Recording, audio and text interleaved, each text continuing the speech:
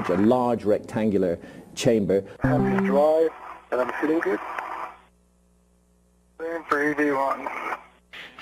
So you see one of the crew members just passed over the Sarge. You saw them holding on to these tubular structures.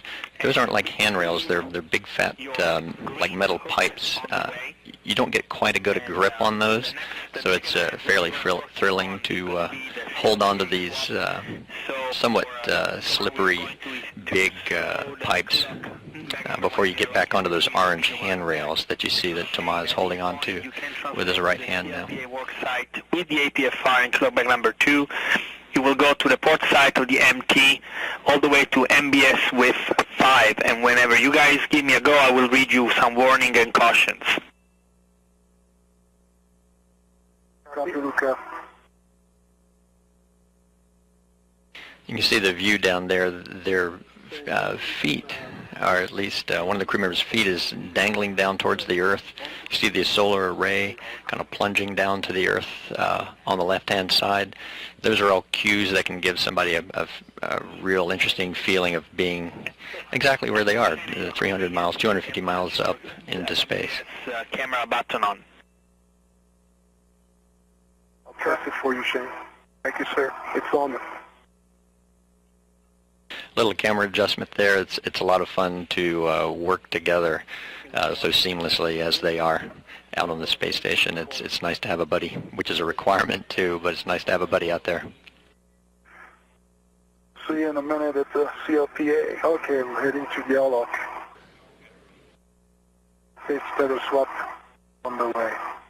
Yeah, just picking up here. Look. Yeah. Okay, Shannon Tomao, I see you translating back while we have time. I have a warning for the next get ahead. It's to avoid handling grounding points, connectors, and bolt threads when ORU is released. Also some cautions. Avoid contact with the MBS MCAS targets. Avoid contact with CLPA tape surfaces, lens, and lights. Avoid contact with lubricated MTRA V-guides. And for Toma, sudden stops and quick grabs are not allowed on MBS, and anytime crew members are not in APFR. Copy, Luca. Copy. I'll let me stop here, Shane, and pick up my... Yeah, take your time. It'll be the same. You know, I'm picking up my green light too, right, Luca? As the two crew members come away from that work site, they're working closely together. They want to come back in tandem. It's a good idea. You don't want to get too far separated from your crewmate. You heard a lot of Luca reading up about cautions and warnings. Basically, EVA crew members can hurt the station, and the station can hurt them. There's some sharp edges out there. They're electrical connectors, and so just to be extra conservative, we're reminding the crew of things not to touch, things to be careful about, things to be very delicate with as well. And one thing we always notice being tracked is location for these tethers as well. I mean, how difficult is it to keep track of these? And I mean, and how many tethers are you actually using at any given time just to stay attached to the station so you don't float away? Well, the main one is the safety tether. You just saw two of them, and you can see the tether in the sunlight there in your view. That's always got the crew member attached to the space station, and it's got like a fishing reel on there. That's why it's always bouncing around, pointing back at the airlock. That is your vital one. That is the one will always save you if you happen to let go of the space station, even though we train not to do that. That can get tangled around yourself or around structure. So part of our training is just by reflex. You are constantly, every 30 seconds or so, reminding yourself of where that tether is so it doesn't get wrapped around your legs, wrapped behind your life support pack or on station. On top of that, all your tools have tethers, and yep, those can get tangled up as well.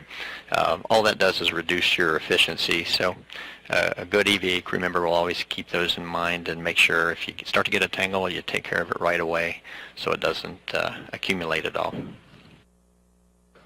Well, in this view, we can see Pesquet in the lead on the right there again for Our viewers, if you're just joining, you can differentiate between the two spacewalkers based on their pants, essentially. Pesquet wearing the suit with no stripes, Kimbrough wearing the suit with that big red stripe, so that helps not only